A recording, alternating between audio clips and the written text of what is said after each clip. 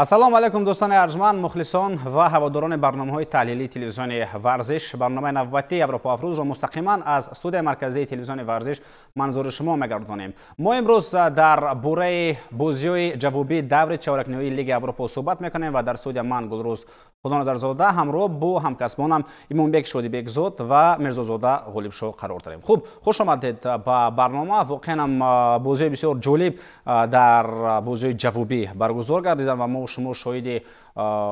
алахусус дар як рақобат шоҳиди 9 гол шудем. албатта бозии дастаҳои Мио ва Лионро дар назар дорам ва баъдан боз чанд бозии дигаре ки онҷо камбекҳо наздик буданд, вале дар пеналтиҳо дастае ки дар бозии аввал ғалаба кард, пирӯзии худро ба даст овард. Хуб, айни замон шумо ҳамин натиҷаҳоро дида истодаед, метавонед назар биандозед ва кӯтоҳ фикрандешаи худро дар бораи дар маҷмӯъ натиҷаҳо ҳарф занед ва баъдан мегузарем алоҳида ба ҳар як бозӣ. дар бораи бозии Атлетико Билбао ва Рейнҷерс ман итминон доштам ки дастаи испанӣ метавонад ки дар хонаи худ аз ин дастаи Рейнҷерс гузарад, чунки аллакай бозии қаблӣ ки буд дар майдони хонагии дастаи Рейнҷерс ба ҳисоби мусовӣ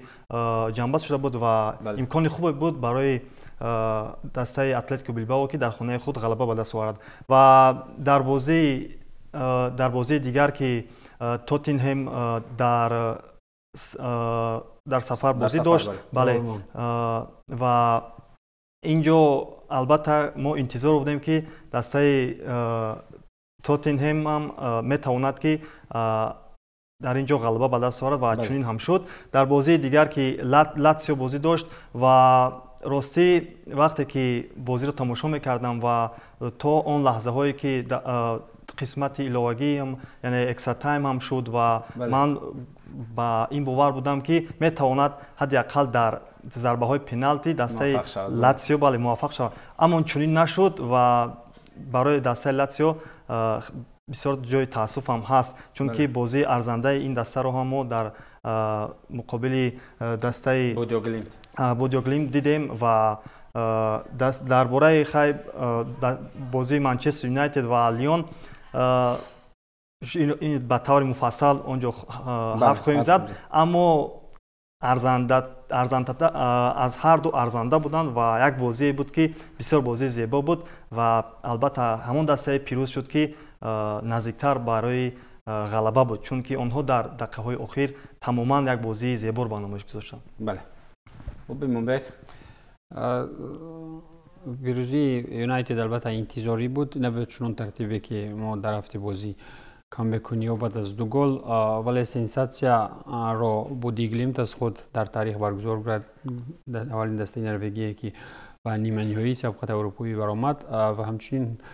ман интизор надоштам ки Тоттенҳем дар сафар натиҷаи мусбӣ ба даст меорад, вале дар Атлетико Билбао чуна ки Ғолибшоҳ ҳам гуфта буд, инҷо интизориҳо бар ҷой буданд. бале. Хуб, акнун мегузарем мо ба ҳар як рақобат ва дар алоҳидагӣ суҳбат хоҳем кард. оғоз мекунем аз рақобати дастаҳои Манчестер Юнайтед ва Олимпик Лион. ман худ расо мегӯям ки бозии аввали ин дастаҳо дар Фаронса бо ҳисоби мусовии 2-2 ҷанбаст шуда буд ва ин рақобат бошад куллан ба мо шумо бозии дигарро нишон дод. Манчестер Юнайтед ва Лион аз аввали рақобат ҳар даста имкониятҳои баробар доштанд. хуб, ҳатто метавон гуфт барои пирӯзӣ ва барои самияи даври нимниҳоиро аз худ кардан тавонистанд бисёр бозии зебо ва муҷаллоро нишон бидиҳанд. Хуб, Манчестер Юнайтед бар ивази бозии хуби ҳамлагаронаш ба ин марҳила баромад ё худ дастаи мазкурро бо чунин хатти дифои заиф наметавонад муваффақ шавад дар ҳамин мусобиқа, чунки албатта бозии зебо нишон дод, шумораи зиёди голҳо буд, ҳама ин буд, аммо он хатоёе ки дар хат дифоъро доданд барои дастае ки даъвои қаҳрамонӣ дорад шояд он қадар хуб набошад. бубинед албатта ки аз ҷониби хатти дифоъ иштибоҳ ба назар мерасид, валекин хатти миёнаи майдонии Манчестер Юнайтед шоистаи таъриф набуд.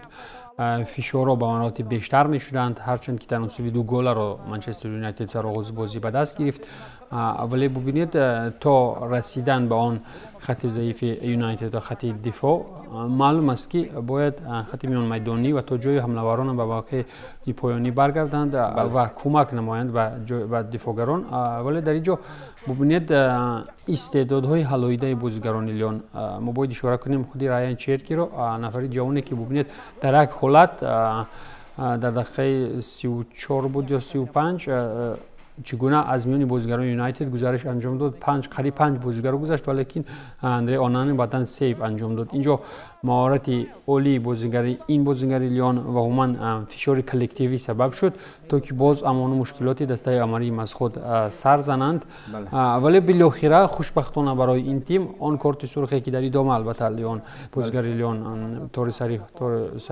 سر دید برایشان بسیار کمک نمود در هفته رقابت. خوب درباره اینکه خط مرکزی دسته منچستر یونایتد در این بازی نه چندان فعال بود البته در همه منطقه اما تا جای میتوان خط مرکز رو در این بازی برای پیروزی میتوان که توصیف کرد چون که محض در پیروزی دسته یکی از بازیگران مرکزی در خط مرکز میتوان کازمیرو رو نام گرفت که وای در آخر کار کرد که همون در 3 گل آخری که دسته منچستر یونایتد در 7 دقیقه به ثمر رساند محض البته که کار بزرگی کازمیرو بود چون که سراول برای دسته خود پنالتی کار کرد و بعداً 2 پاس گلی رو سازمان داد و محض باز برونو فرناندش هم همون پنالتی که بود اون رو به گل آورده رسوند. همین بود فکر میکنم که خط مرکز نظر به دیگر خطای امیو فاولتر بود. بله و فراموش کردن لازم نیست که غیر از اون بازیگرانی که خوب اشاره کردی باز میتوان اوگارت رو هم قید نمود. اوگارت چون او هم فوتبال خط نیمه مایه است و ما با گل زده یو این گویم که بارون گل ها در اولترافورد آغاز کرد. من خود رسم میکنم که منیل اوگارت حساب رقابت رو 1 بر 0 کرد بعداً دیگو دالو حساب رو 2 بر 0 کرد ولی بعداً در آغاز قسم دوم رقابت دخترش در دقیقه 70 در ادامه قسم دوم کارنتین تالیسو اولین گل خوب دسته لیون رو به ثمر رساند. بعد از این هجوم‌های دسته مذکور به مراتب بیشتر گردیدن و ما شما نظام مشاهده میکنیم در قسم دوم چگونه فاول بودن فوتبالبازان خوب دسته لیون. اینجا فافانا ضربه خود را اجرا میکند لینیو را از پا افتیده ضربه اجرا کرده این فوتبالباز به سریو میرسد باز امکاناتی که اونها را برطرف کردن توانست اندره اونانا نوبست از اون که این فوتبالباز 4 گل را سر داد ولی در رفت رقابت سیوای خوب فوتبالباز مذکور رو هم ما مشاهده کردن توانستیم. بعداً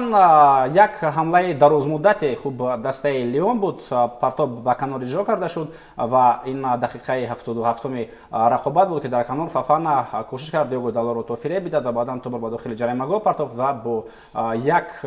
پرتاب به داخل جریمه گاه این امکانیت هم با گل انجام می‌یابد و حساب رقابت در دقیقه 78 2 بر 2 گردید. طبعا مشاهده میکنیم اینجا الکساندر لاکازت که در ادامه رقابت به میدان اومد فوتبالباز مذکور توانست این گل را به ثمر برساند و گل اصلا بعدا به نام رایان شرکی هم ثبت کرده شد. بعد از این البته حساب که 2 بر 2 شد و طبعا ایمانبک اشاره کرد اون فرقیت 2 گلی که داشت اینجا می‌بینید که بعد از ضربه رایان شرکی تو بالاخره در داخل دروازه بود لاکازت بعدا تو به بالاخره در دروازه بود اون رو ضربه زد گل به نام رایان شرکی ثبت کرده شد. یعنی اون فرقیت 2 گلی که بود دسته منچستر یونایتد اون رو از دست داد و اینجا گناه اساسی گویم که به گردن کیست دفاعگران یا طور ایمانبک اشاره کرد نیمه مایه‌گران. من فکر میکنم در گل دوم روشن است که دفاعگران بازی ضعیف نشان میدن هر کس هرچند در موقع خود قرار دارد ولیکن در مبارزه 1 به 1 صد روی پاس‌های در کاری لیون را گرفتن نمیتوانند و اینجا البته دفاعگران توانستند از خود اشتباه سر زنند ولیکن در موردهای علیحده بازی با که مشاهده کردیم ضرور بود برای خودی نیمه مایه‌گران تا به موقع خفا برگردند و بعد دفاعگران کمک کنند چرا که لیون در عکس الهجوم فعال بود. خود رایان شرکی رو که گفتیم به ممانعت دو خط دفاعی منچستر یونایتد رو عبور میکرد و اینجا البته باید اقرار شد که دفاعگران نه اونقدر خوب بازی کردند و در این گل میتوانید ایمانبک همین چیز رو قید بنماید یعنی از نگاه اشتباهی فوتبالبازان خط دفاع بازن رایان شرکی چگونه از بین چند نفر ضربه میزنه. اینجا مهارت انفرادی فافانا بود که او همیشه در خط دفاعی منچستر یونایتد همیشه فشار می آورد و از کنار می آمد و برای دفاعگران منچستر یونایتد برای باز داشتن او بسیار کارها انجام میدادند اما آمد این فاولی این بازیگر ва то ҷое омад ки ба зарбаи пеналти оварда расонд. албатта маҳорати инфиродии ин бозингарам дар ин бозӣ бисёр диданӣ буд. хуб Имонбек, фарқияти ду голе ки гӯем ки Лион онро бартараф карда натавонист, баъдан ҳамин корро хуб дастаи Манчестер Юнайтед ҳам кард, чунки Александр Ляказет ҳангоме ки аз пеналти ба задани гол даст ёфт, пас он маҷбур шуданд ки футболбозони дастаи МЮ барои гӯем ки баргаштан ба он вазъияти мавҷудае ки қабл аз ин рақобат, яъне ҳисоби мусовие ки буд. Инҷо пеналти таъин мегардад. дӯстони арҷманд, тавре мо мушоҳида мекунем бозам Фафана ҳамон тавре ки Ғолибшоҳ ишора карду ҳамеша дар тарсу ҳарос мемонд, дифогарони рақибро пеналти кор кард ва ҳамин пеналти аллакай дар экстра тайм буд дӯстони азиз, ки дар дақиқаи 110 пеналти таъин мегардад ва ин пеналтиро Александр Ляказет дӯстони арҷманд бо гол анҷом дода метавонад. шумо имконият доред то ҳамин голро бибинед, чӣ гуна як пауза ҳам кард ва баъдан зарба зад. инҷо Андре Онана умуман натавонист зарбаи мазкурро бартараф бигардонад. хуб Имонбек, фарқияти ду гол акнун ба нафи дастаи Лион буд. баъдан МЮ чӣ гуна тавонист баргардад ба рақобат ва ҳатто на фарқияти ду голро мегӯем ки аз байн бурд, ҳатто тавонист 3 гол зада пирӯзии худро ба даст орад ва ҳама ин дар охири рақобат аз дақиқаи 110 то дақиқаи 120. бубинед онҷо аллакай дигар илоҷи намонд. охирин имконияти наҷоти Мавсим аст. бозӣ ҷавобӣ дар варзишгоҳи хонагӣ доир мешавад назди ҳазорон мухлисони худӣ. бубинед вақте ки онҳо ду гол пешсаф буданд ва онҷо низ боварӣ бисёр буд ки онҳо метавонанд дар идома бозиро контрол кунанд, валекин иштибоҳи дифогарон, иштибоҳи коллективии дифогарон, иштибоҳи алоҳидаи нафарони дар кори онҷо сар зад ва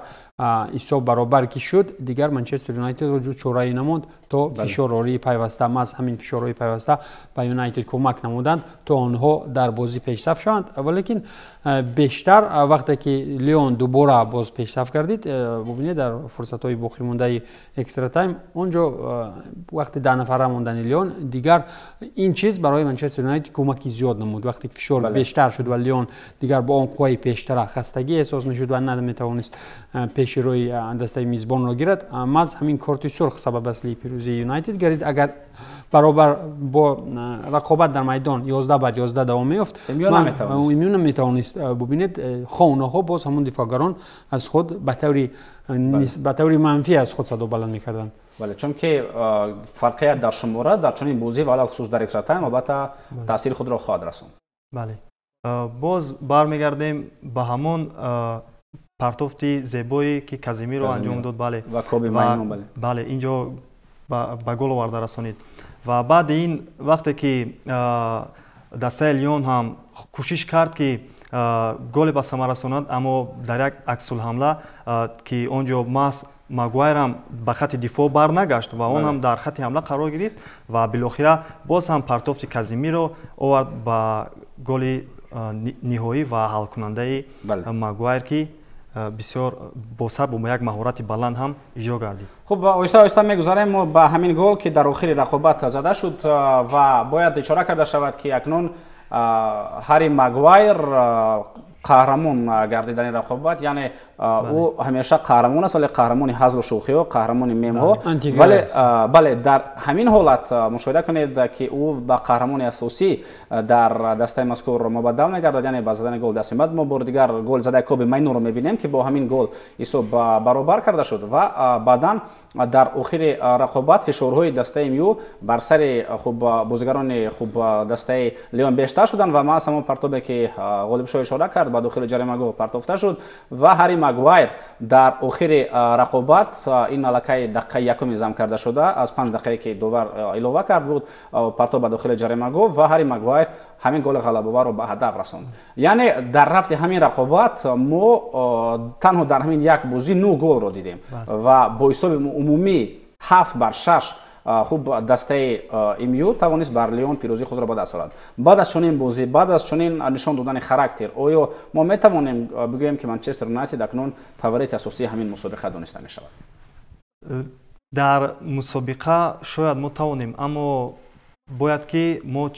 Лигаи Аврупоро аз Премер-лига тамоман тафовут байнашонро донем, чунки дастаи Манчестер Юнайтед мо бинем дар Премер-лига тамоман бозии дигарро нишон медиҳад, аммо ҳамон характер, ҳамон боварие ки онҳо дар Лигаи Аврупо доранд ва албатта ки боиси таҳсинам ҳаст, аммо як чизи дигар аст ки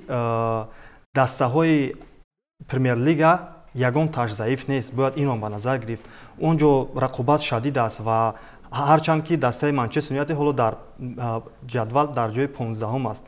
و دروازه دیگر که دسته تاتنهام در زینه 14 است، اما اونها هم روخت دیگر رو پیدا کردن که در مقابل دسته که در این دو دسته در پرمیر لیگ انگلیس باید 2 امتیاز بگیرن تا روخت رو نگاه بدن. بله، این بینید که اکنون رقابت پذیری پرمیر لیگ رو بینید و این دسته هایی که در اونجا در زینه های آخر هستند در لیگ اروپا میتونن که چون بازی زیبا رو به نمایش گذارن. البته قابل تحسین هم هست، اما فاوریت در لیگ اروپا شاید یکی از فاوریت ها دونسته شود منچستر یونایتد از بین 4 دسته که اکنون باقی ماندند. خوب و فکر میکنم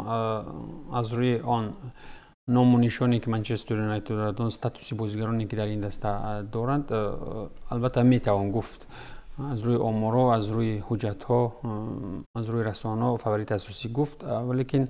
اتلتیک بیلبائو دسته است که از منچستر یونایتد ما باید آن را کم نبینیم. آنها هم برای فینال خانگی چگونه که نجات یگانه موسم منچستر یونایتد دارد، آنها نیز برای فینال خانگی با نتیجه استوار به پیش می روند و آنها نیز در نیمه نهایی می توانند با یونایتد رقابت ارزنده نشان دهند. خب